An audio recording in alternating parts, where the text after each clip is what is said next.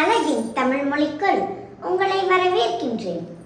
புத்தகம் புதிய கருத்துக்களை நம்மளோட அகத்துக்குள்ள உருவாக்குறது தான் புத்தகம்.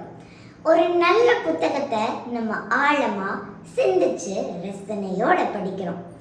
அதே புத்தகத்தை ஒரு 6 மாசம் கழிச்சு படிச்சு பார்த்தோம்னா அதோட கோணம் கண்டிப்பா மாறுபடும்ல.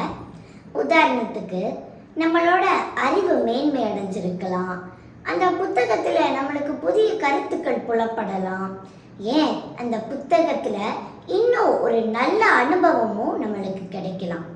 அதே புத்தகத்தை மீண்டும் ஒரு வருடம் கழிச்சு நம்ம படிச்சு பார்த்தோம்னா அந்த புத்தகத்தை வச்சு புதிய கருத்துக்களை நம்மளாலேயே உருவாக்க முடியலாம். ஆக்கப்பூர்வமான இன்னொரு கதை புத்தகத்தை அந்த புத்தகத்தை வச்சு நம்மளால எழுதுற அளவுக்கு நம்மளோட அறிவு நிலை மேன்மை அடையலாம்.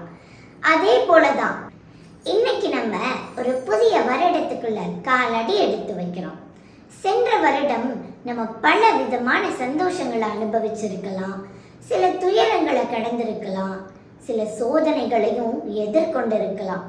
ஆனா சென்ற வருடத்தை ஒரு படிப்பினையா எடுத்துக்கொள்ளும் போது இந்த வருடத்துல அதே மாதிரி ஒரு நிகழ்வு வரும் பொழுது நம்ம அதை அனுபவத்தோட ஆய்வு செஞ்சு பார்ப்போம்.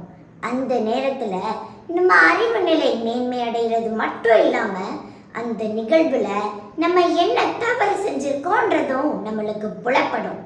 அதே மாதிரி அடுத்த வருடத்துல நம்ம இதே போன்ற நிகழ்வு வரும்போது அதை கையாளுற சாமர்த்தியமும் நம்ம கிட்ட இருக்கும். அது மட்டும் இல்லை, இதே மாதிரி நிகழ்வை சந்திக்கிற மற்றவங்களுக்கும் நம்ம ஒரு வழி காட்டுதலா இருப்போம். அப்புறம் என்னங்க, பழையன கழிதல் புதியன புகுதல் மாதிரி புத்தாண்டில் புதுவாக்கம் படைப்போம்.